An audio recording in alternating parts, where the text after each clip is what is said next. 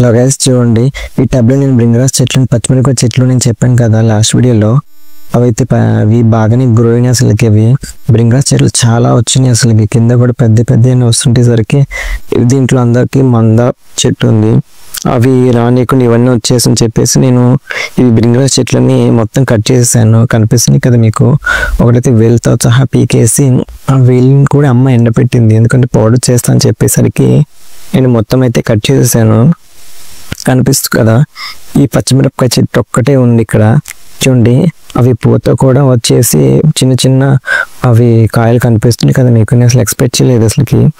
మాకు ఎన్ని పచ్చిమిరపకాయ చెట్లు మలిచినా కానీ అవి ఎప్పుడు గ్రో అవ్వలేదు. ప్లస్ ఏంటంటే దాని కూడా రావటం లేదు అసలుకి. వచ్చినా కానీ చీడ పట్టేసి తెల్ల పురుగు పట్టేసి ఏదో ఒకటి ఉండేవి. ఈసారి మాత్రం ఇది మేము వేయకపోయినా సరే అదే గ్రో అయింది. చాలా హ్యాపీ అనిపించింది. కనిపిస్తుంది కదా, చిన్న చిన్న కాయలు కూడా వస్తున్నాయి. ఇంకా గ్రో అయితే మీకు అప్డేట్ ఇస్తాను. అవి బ్రింగ్రాస్ పౌడర్ కూడా మీకు ఎలా చేసుకోలేంటో నెక్స్ట్ వీడియో చూపిస్తాను మీకు. ఇవైతే సీడ్స్ ఉన్నాయండి ఈ బ్రింగ్రాస్కి. చూడండి చాలా బాగా అనిపించింది.